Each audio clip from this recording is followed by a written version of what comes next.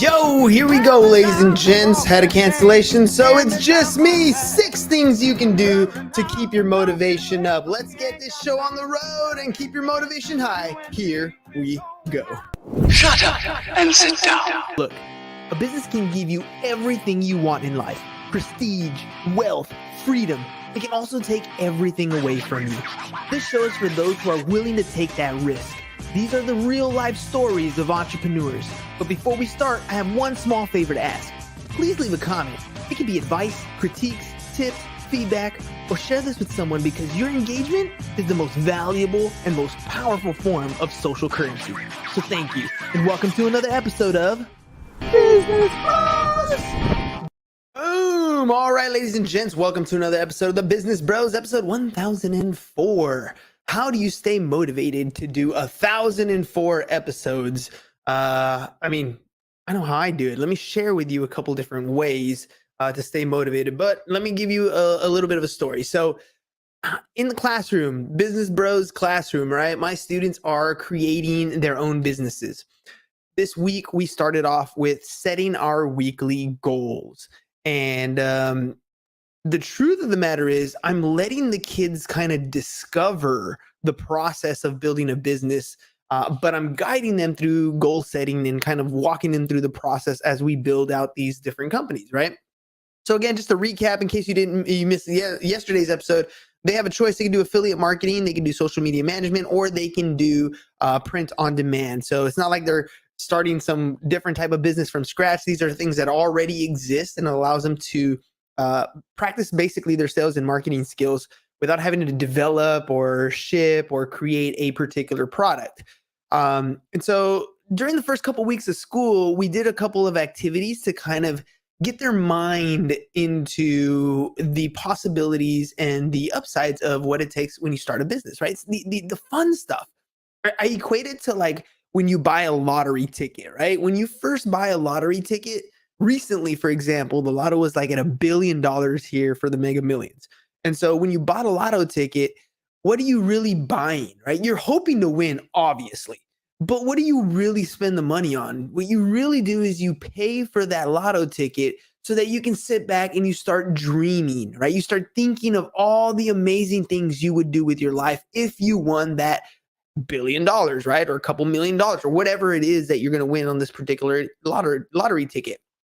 You start thinking about everything that could possibly go, right? I would pay off my house. I would buy this car. I'd buy my mom a place. I'd, solve world hunger, whatever it is that you decide to think about when you buy this lottery ticket. And it's beautiful to think of these things because they kind of motivate you and put you back almost on the grind. You start thinking about the possibilities, and then you start thinking about why you haven't achieved those possibilities. And then you start thinking, damn it, I could definitely do this if I put my mind to it. Maybe spark some stuff and you keep going. Well, in class, I work on something very similar. At the beginning, we start going through a lot of these mental things, and we do this activity that I learned when I took the Billy Genius marketing certification course.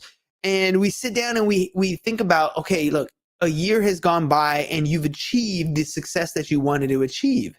What is your family saying about you? What is the media saying about you? What are your clients saying about you? Visualize and see what that world is going to look like once you've achieved that success. And I do this activity with the kids because it allows them to put themselves in a successful position in their mind and to kind of visualize and feel and get the response from those loved ones that are praising them for being successful, for achieving a level of success that they set out to. And we talk about how early on, when you have this dream or this idea of what you want to achieve, the first thing you tend to do is you go and tell the person you care about the most. It could be a brother, a sister, a parent, your spouse, your best friend, whatever it is. And if you cannot clearly articulate this vision, or maybe this vision requires something of you that maybe you didn't have in the past, your loved ones are usually going to do the thing that they do the most, which is try to give you advice from a loving standpoint. They're going to say things like, dude, that's impossible. No, you can't do that. No, that doesn't work.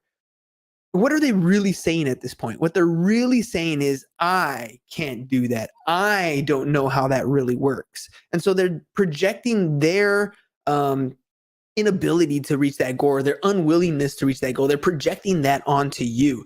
And you tend to sit back and start to think to yourself or second guess yourself, you know what, maybe I can't. Maybe it is too difficult. Maybe that's not for me. And we get our motivation deflated really quickly.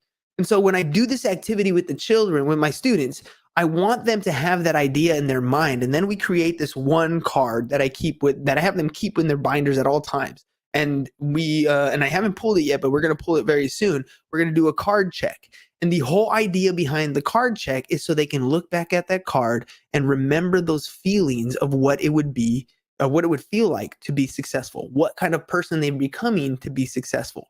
Because right now they're at the beginning part of this business, and there's some tedious things that need to get built up at the beginning. They're filing their articles of incorporation to build their corporations as a team.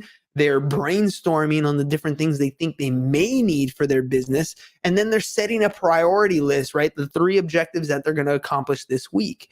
And as I explained to them, the truth is when you start a business, you don't know what you don't know.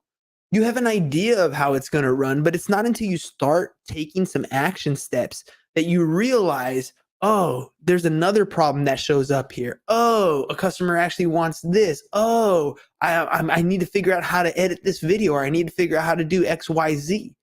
That's usually what happens when an entrepreneur starts a business.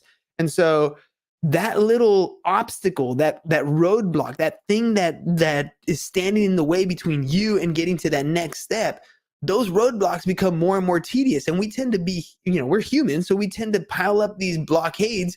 And oftentimes, a lot of people quit, right? They stop at that point because it becomes a little too difficult. So this episode is all about 6 things that you can do to keep that motivation up, right? And I named it that, but to be 100% honest, it's not really a motivation thing. Motivation to me is very fleeting. It's only there certain amounts of time.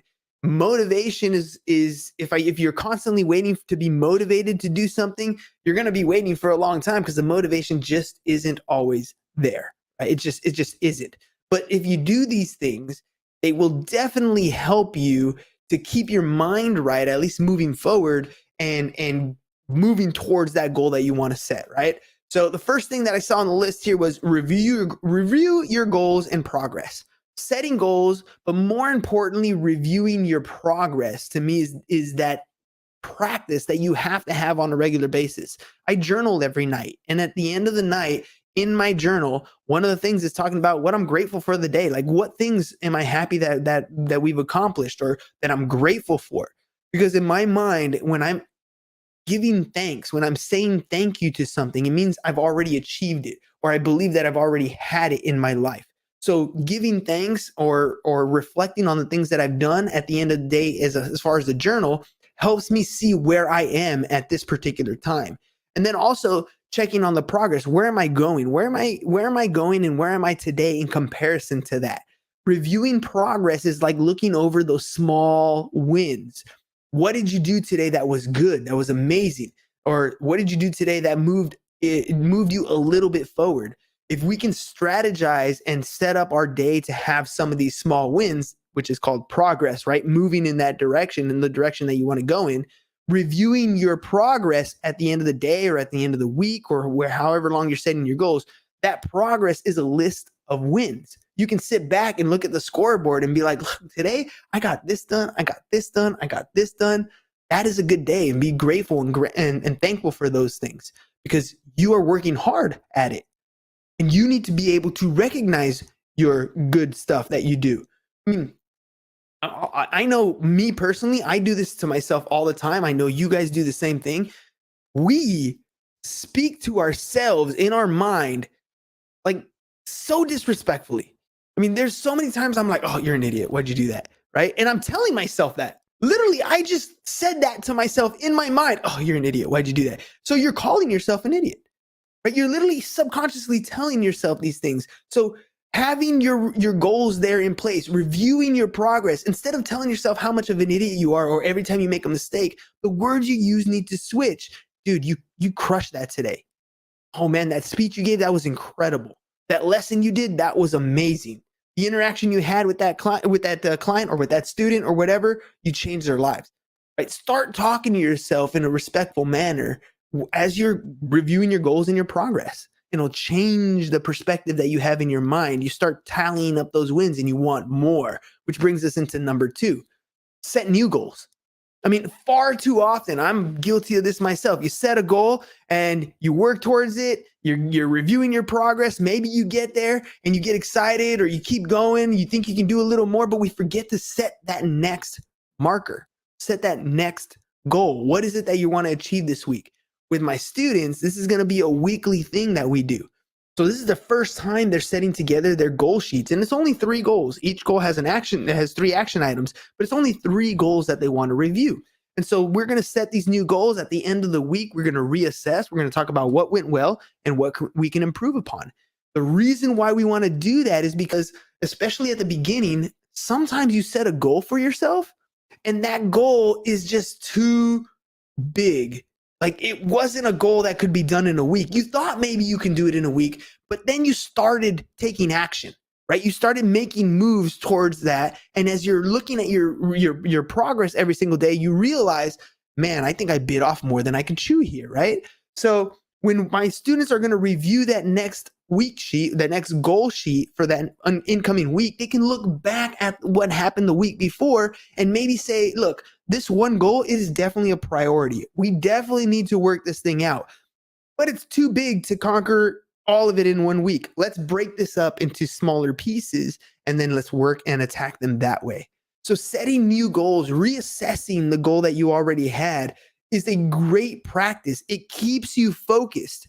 It's like the guy that's trying to find the gold, right? So he has this map and he's going on this map and he's sticking to the different what do they call them? Like, big rocks or trees or natural guidelines, right? It's things that he sees on the map. And as he's going through, if he does not pay attention to the map, if he's not reassessing where he's going, making sure those landmarks, which is the word I was looking for, he's not following these landmarks, he could walk endlessly, right? And that's what happens with a lot of us. We set goals and we meet our goal and then we don't set new goals. So we end up in this abyss after we've reached our goal because there's so many cool things that are going on. And we find the next shiny object and the next thing to distract us. But if we set those new goals, it keeps us on track. It keeps us looking at the map and finding our different landmarks to move us progressively towards that goal that we're trying to achieve. So setting new goals is definitely one thing that you need to maintain on a regular basis. Even if they're small goals, remember, you're reviewing your progress from number 1. So setting these small incremental goals will help you get to where you're trying to go. And then number 3 is keep the momentum up, right? How do you keep the momentum up? For me, setting these goals is almost like I'm developing a new set of habits. Because at the end of the day, when you want to reach success, when you look at the people who are ultimately successful, it's not the success that you're really in awe about. It's the success is the shiny part. That's the thing that attracts us, right? That's the extra dollar amounts or the flashy car or the house. But if you really want to reach that level of success, if you really want to have what they have, you need to become the type of person that they are. And to me, this is where keeping up the momentum happens. You set new goals, you review your progress, you set new goals and you review your progress and you adjust. Before long, some of these goals become your standards.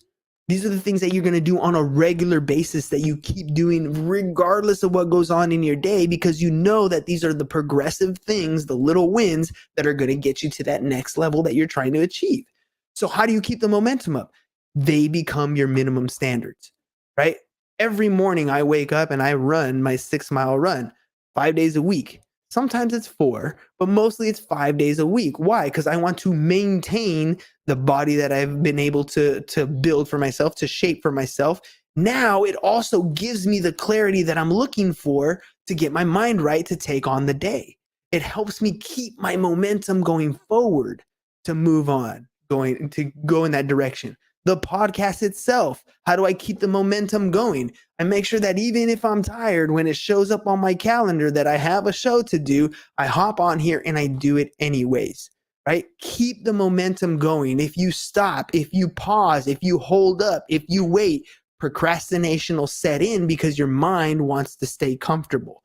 So, review those goals, monitor your progress, set new goals, and then start instituting your standards, also known as your habits, the minimum standards that you're going to make in order to achieve your goals. Set your standards, keep them up, keep your promise to yourself.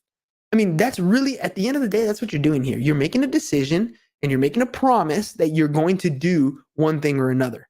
To keep the momentum up, you hold your end of the bargain. You can lie to anybody else, but do not lie to yourself. If you say you're going to do something, then go out and freaking do it. All right. Next one. Number 4, find a mentor. I get it. There are so many amazing people out there. Actually, you know what? I'm gonna scrap that. Let's do it this way. So my kids, they're doing the print on demand, affiliate marketing, social media management. And a lot of them have no clue what this stuff is. I mean, from the very beginning, they're like, they got a general idea, but they don't exactly know. And so as a teacher, by the way, I gave this instruction. Let's see how it works out. What I asked them to do was very simple. See, the kids that are in my class, they've struggled in high school. I would even say that they're pretty good, professional, quote unquote, cheaters, right? They get their work done, but half the time they got their work from somebody else. Okay, fair enough. I know that, they know that, other teachers that have had them in their class know that. Not everybody's willing to say it, but I directly tell my kids that that is who they are. They know that this is the process that they do. Now, for my particular class, I'm okay with that. I encourage them to collaborate. I don't expect them to memorize everything, but I expect them to know where to find the answer if they need it. So for my class, it's a little bit different. So they don't know how to run these businesses. They don't even know what these businesses are. So when it comes to finding a mentor, one of the first things I asked them to do was to open their phones, open their TikTok app, and spend 10 minutes looking at TikToks under that business search. So they were to search affiliate marketing, and then videos would pop up on TikTok. Spend 10 minutes looking at the videos, people telling you how do they do it, what products they should get, where do they find the products, how do they set them up. Why? Because that's somebody who's already achieved what these kids are trying to achieve. So I'm telling them, why do you want to sit back and try to figure it all out when there are people who have already successfully done the thing that you want to do? This is literally how you've been doing your classwork in class. Do the same thing, but do it for your business. Now, I'm not talking copy them word for word exactly how they do it, but they're giving you the process. They're sharing with you how to do it. They are becoming your mentor, right? And I was 100% honest with my students at the beginning. I have never personally done affiliate marketing myself, right? As a full-blown business. I have never done print on demand myself as a full-blown business. But together, we can move through this process of figuring out how it works and then implementing procedures from people who are already successful. And that's what I'm saying about finding a mentor for you guys. There are things that you want to do in life, and there are people who have already done those things, and they've shared it with millions of people on the internet.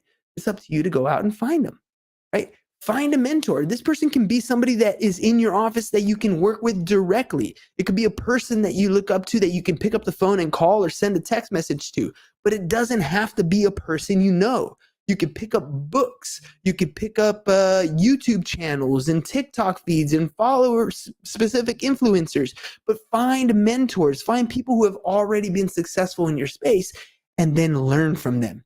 Take the information that they've given you, the lessons that they've learned themselves, the things that they're implementing and showing you, and then turn around and do those things yourself. Learn and implement. You can't do anything with knowledge until you take action. Find a mentor, learn from them, and start taking action. That'll help you get your motivation going, because your mentors, they got tons of energy. Right? I mean, they're all about their craft. They're all about their product or service. They're showing you what's up because that's what they're doing and they love doing it. Find a mentor to help you keep your energy high, to keep your focus, and then to show you what to do. Right? Number 5, surround yourself with positive people. Now, I'm not saying kick people out of your life, right? But what I am saying is there are people around you who are going to spread positivity or they're going to spread negativity. There are people who are pessimists at heart. All they do is complain about everything that can possibly go wrong. They're going to vent to you about their problems at work. They're going to vent to you about their problems at home. They're going to vent to you about everything that can go wrong. And not that you can't be a good friend, but here's the issue with when you're hanging out with people who vent all the time. You're going to start venting too. Exactly, right, Crystal? That's exactly 100% true. You're going to start to vent. You're going to start to complain. You're going to start to look and seek and view your perspective of life as everything negative because you're surrounding yourself with people who are only seeing the negative, right? Life is full of perspective. Every problem is an opportunity that you can take advantage of, but it's only an opportunity if you train yourself to see the opportunities that are presented. And unfortunately, it's already difficult enough to train yourself to see it that way. If you're surrounding yourself with people who are bringing you down, and maybe not necessarily telling you that they're bringing you down, but just their personality type. It's just the habits that they have in life. It's the things that they think about, the arguments they make, the fights they pick for meaningless reasons that don't even matter in the long haul. Chances are they probably won't even remember why they were upset in the first place 10 minutes later. But it doesn't matter if you're around those people, it becomes infectious. You become the average of the 5 people you surround yourself with. So choose wisely. You want to keep your motivation up? Hang out with people who are motivated. And this works, by the way, for dating and meeting the right business partner and all those different things. If you want to meet people who are avid hikers, because that's what you are, you should probably meet them on the hiking trails, right? That's just how it works. You're going to meet people based on where you present yourself. If you're in a business, a particular industry, real estate, for example, and you want to network and rub elbows with other people who are successful in that industry, you need to be going to real estate events. Right? You need to show up where they are. Surround yourself with the people who are highly motivated. And today, it makes it even easier to do that. I surround myself with people that are highly motivated on my social media feeds. I look at people who are successful, who are out there doing the thing, who are giving me the motivation simply by looking at what they're doing on a regular basis. People who are successful in real estate, who are successful in lending, who are successful in taxes and insurance. That's the space that I'm in. I want to know what the people who are successful in that space are doing. What are they reading? What are they listening to? How do they act? How do they dress? I want to know those things. So I surround myself with those people. Surround yourself with the positivity. You will have more positivity in your life. You will think differently. You will act differently. And before long, even those people who are around you will start to see you differently as well. Surround yourself with positive people. All right, last one I got right here. And this is probably my favorite now, not when I first started. Exercise to improve your mental health. So I told you guys, I wake up every morning. My alarm goes off at 4:30 in the morning. I know you think it's crazy. And it was at first, but it's easy now. It's easier now. But when my alarm goes off, I don't have the motivation to get up. I don't have the motivation to run 6 miles, but it became my standard. Now, when I work out in the morning, it's helping me get my body moving to warm up, even on the hot days, right? To warm up. When I go on my run, I'm either listening to a book that gets my mind right. Maybe I'm listening to speeches or audios that get my mind right. Maybe I have nothing on and I'm just clearly trying to think of what's going on in my day or what I'm going to accomplish for this week or how I'm going to address this particular problem that I have or how I'm going to teach today's lesson. I have this hour where I'm conditioning my body to be better for myself, but at the same time, I'm allowing my mind to get itself in order to take on the day. Right? Exercise can do that for you. I honestly feel like now I have to run in the mornings because it cleans out the inside of my body. I feel like the horrible sweat that I have after my run has cleaned out the inside of me and made room for more water to come in to cleanse the inside. But at the same time, it's cleaning out my mind. Exercise gives you that ability to really push blood through your brain, to get your thoughts thinking. There's so many times where on my run, I'm like, ooh, an epiphany, an idea, something that I'm going to implement today, a way that I'm going to approach something. It comes from giving your mind the ability and that time to think. I know there are many of you who get ideas as you're in the shower. You're taking a shower and all of a sudden, bing, light bulb goes off and you're like, oh, I'm going to forget this idea. And you like got to write it down, but you're in the shower. You can't do that, right? Your mind is literally in the shower cleaning it. You're cleaning your body, but at the same time, it's quiet in there. You're not really thinking about anything else. You're just with you and your thoughts.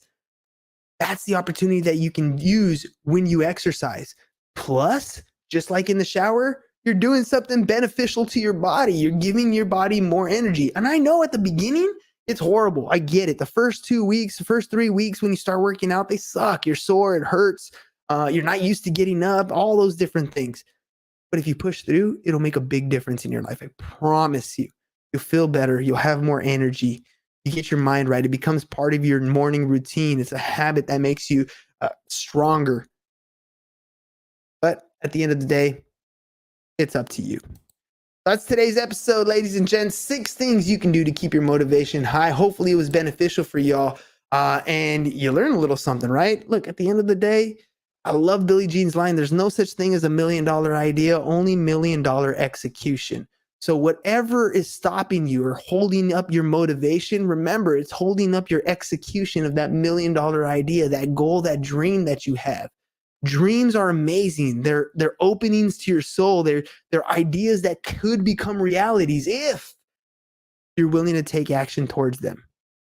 And the sad thing is, that dream can become a nightmare if it was possible and you didn't do it.